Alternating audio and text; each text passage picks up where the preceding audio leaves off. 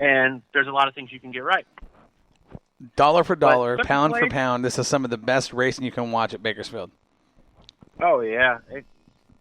Third place, a gentleman who moved last year and the beginning of this season was running American stocks, moved up to a hobby stock this year, and that is the 316 of Kenny White. Here's a guy who's been coming on the last couple of years. Yep. Well, I found out this year, just recently that before I started announcing up here on the Central Coast and Central Valley, he was a late model racer. Took some time off and then got back into racing American stocks and moving back up. So, he's got the talent because he was up there racing late models and with those big guys out there. So it's nice to see him back on the up and up. So he finished. Who was fourth?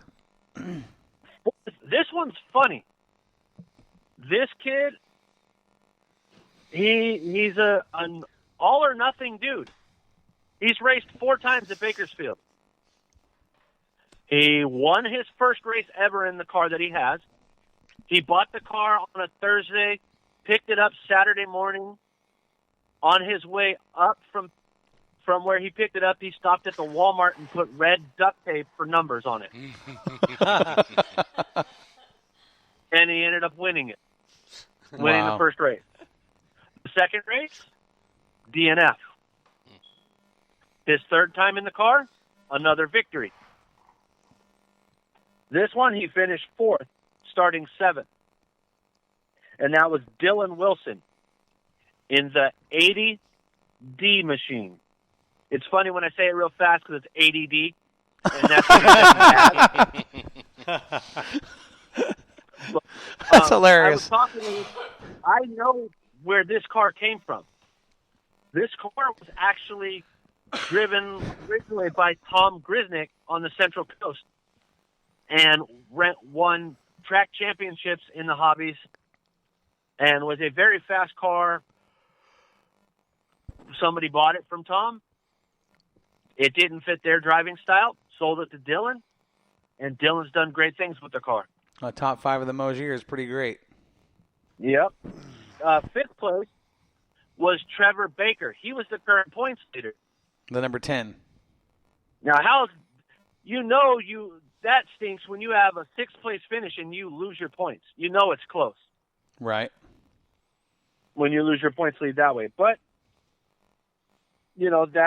that's what it is. And I'm looking at some of the guys that you're probably going to ask about. Nicholas Johnson. You know it. 15th. What? Had an accident, broke, was done for the race. Not your typical Nicholas Johnson fan. What about Cody Johnson? Cody Johnson isn't racing in this division anymore. He moved up to IMCA stock cars. I knew that, but I wanted to make sure that you did. But there is another Johnson that's racing, and that's Steven Johnson. Family member. He finished 19th. Wow, bad night for the Johnson clan. Yep, accidents. Restarts and you get stacked up, things happen. The worst one was a gentleman that you've met on numerous occasions, Corey. He's ran modifieds. He's ran mod lights, American stocks, hobby stocks. In his hobby stock, that's the driver of the 52X of Jerry Flippo. Very talented driver. He was at Southern Oregon this year. 18-year-old kid, and he's probably like 7 foot tall. He wears his fire suit, and it's, his fire suit looks like blue jeans and a flannel with some suspenders on it. And I say he fits perfectly in the P&W up there with all the rest of the loggers and everything. Oh, he just stereotyped the whole P&W, man. Ugh. All right. Hey, you guys have things up there that grow that are green and actually change colors and stuff. And See, those are called trees. That's the thing. We don't have those out here. Yep. We just have giant weeds. You know what? Yeah, but you guys have things down there you grow that are green that when you use it, you see funny colors. Yeah, but we grow that. We grow that stuff too, Mike. Actually, but it's legal here. Yeah, and it's actually legal here. No, just kidding. So let's go into sport mods, because you know how I feel about the sport mods at Bakersfield, especially at the Bud Nationals. That is one race that, if I'm calling it, I don't say a whole lot because I get so caught up watching it, or I'm outside the box, I'm in the stands, I'm just amazed at what this class does. Well, yeah, when we look at the sport mods, it's so hard to call the races, not because they're hard to call, but we're just in awe of what some of these guys can do, and girls. Don't get me wrong, there's ladies that are running this too, but just the talent and the ability that these drivers have, and we're just sitting there in awe, and sometimes we're speechless just watching like a fan, and then we have to remember, hey, we got to talk about this stuff still. Mm-hmm. And all right, we'll start in fifth spot. The number 83 of Jason Nation. See, this surprises me that Jason Nation finishes fifth. 2017 track champion. Has how many wins this year? I think it's close to 10 or 11 wins in the state of California this year. Yep, we started 22. He started 12. Finished fifth. That's pretty darn good, though. That's a great run. Fourth place. Take a guess, Corey. Michael Johnson. No. Oh. I thought you were going to throw the Bakersfield Bullet, Nick Spainhoward in the 40. See, another surprise, because here's a guy that when you show up at the Bud Nationals, you have to beat if you're going to walk out of there with the trophy. A fourth. You say it's a surprise, but when you see what finished in front of him, not so much of a surprise. Let's hear the rest of the top five.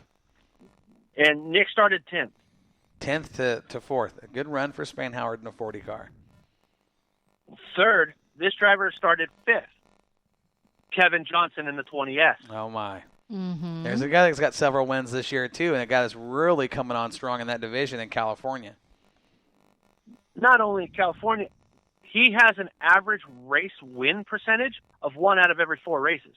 That's 25%. That's pretty darn good. He has been on fire this year. 25% of the time he steps on the track, he's coming home with the championship trophy.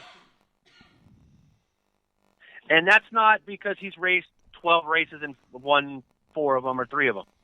He's had over 60 races this season. Wow. That's incredible. Nuts.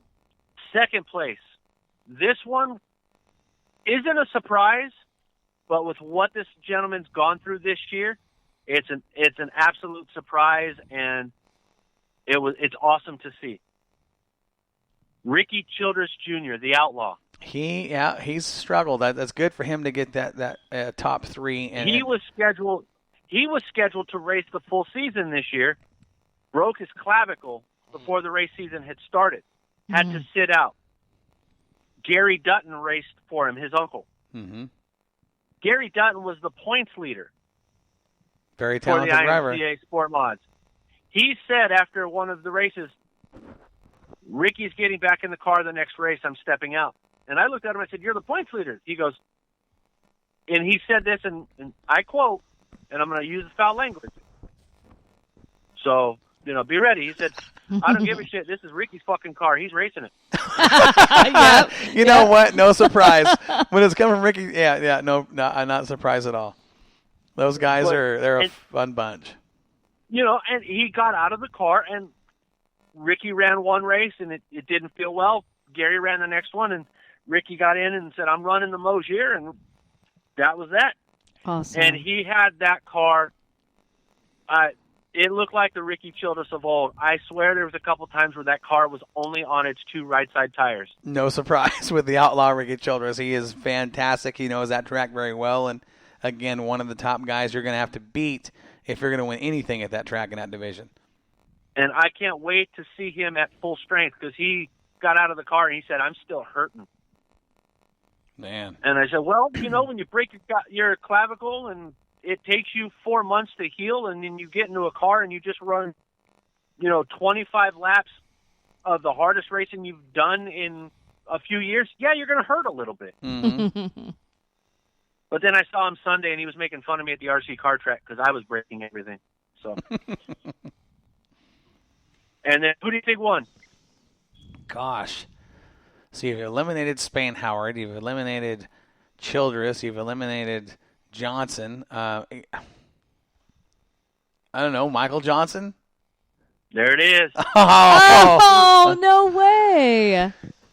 Started 6th, Oh, wow. made his way, and won the whole thing. Another thing with this Johnson, he started 20 races this season. His average win percentage, 1 out of every 3 races. Yeah, he has been on fire, and I mean Wow. he has absolutely been dominant down there in that division. You know, you look at the names you talk about. You just talked about Michael Johnson, the Outlaw Ricky Childress. You've talked about Jason Nation, and there was Spain Howard. Those 4 drivers we watched 3-4 years ago at the Budweiser Nationals, 4 wide. Listen to me when I say this, you guys. Everybody listen out there. The names we're talking about, he just mentioned, all finished in the top 5. Budweiser Nationals, biggest race down there, arguably, next to the Moshier. Tradition. This is the one everybody wants to win. Those 4 drivers, 4 wide, for the lead for 7 consecutive laps, and nobody wrecked each other. That Not is only what that, racing is about. These people that have not been to Bakersfield Speedway, the track's 30 feet wide. You've got 25 feet wide of cars when they're 4 wide. Okay, They stop didn't right there. touch anything. Stop right there. Gary's looking at me kind of like, what did he just say? The kart track that we just built out here in Turner, the kart track, Marion Creek Speedway, the racing surface is 25 feet wide. Is that nuts, Gary, when you think about that? 25 feet Yep. wide. Now think about that. They've 4 only got wide. 5 more feet to work with, Gary, and they're four cars wide for And not 7 laps touching. for the lead. And not touching. You remember who won that race? So, Mike, Wow. so when we come down and see you here 6 weeks? Yeah, second weekend of October. I was going to say next month, but it's actually in October. But we're bringing a couple people that have never been down there. So, you know, we're kind of pumping them up and telling them how much fun it is. And so now they're going, what the heck? Yeah, this is what you're going to see Yeah, at the Bud well- Nationals. No kidding. Mike, that particular race I was just talking about, the 4 wide for 7 laps of the lead, you and I were there. We watched it together. Do you remember who won that race? God, that was what, 3 years ago? Yeah. I want to say it was Spain Howard. That You're won it. absolutely right. It was Nick Spain Howard, yep. And that was the best sport mod race I think I've ever watched. Ever anywhere. Yeah, It was phenomenal. It was crazy because I mean those guys were, and it wasn't. He was ahead the whole 7 laps. It was he might have been ahead coming out of turn 4 on 1 lap. Going into turn 2, he was 4th. Right, yeah. And Isn't they that were 4 nuts? wide, and he was 4th. You know what I mean? Yeah, it was nuts. Yeah. But one It driver makes a those- mistake in that wreck, and the top 4 are wiped out. Didn't happen. Those 4 guys could have held on if their arms were long enough to each other's steering wheels the whole time and would have never let go of them. Yep. They were that close all the way around. That's an absolute fact. He's not BSing you right there. It was amazing. Let's go to IMCA Modifieds of the Mike Moshier Classic. All right, IMCA Modifieds, we had a B feature Wow. That's good. Good. Awesome. for the Moshier. Whoops. There we go. Okay. And on the B feature, we had 17 cars. Wow. For the B feature. 17 in the B. Wow. How many transferred? Just up 4?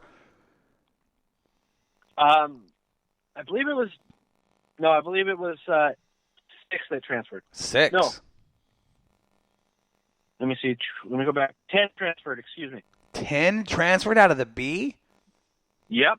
Because they only allowed, because we had the four heats, and they took the top 3 from each heat. So so you had 12. Plus 10? So you guys started 22 modifieds in the feature? We sure did. Wow. Nice. Now, here's who did not make the A feature. Troy Morris III. Anthony Slaney. Ryan Porter. Dylan Thornton. What? Yep. Dylan Thornton, the Matt Crafton sponsored driver, didn't make the feature.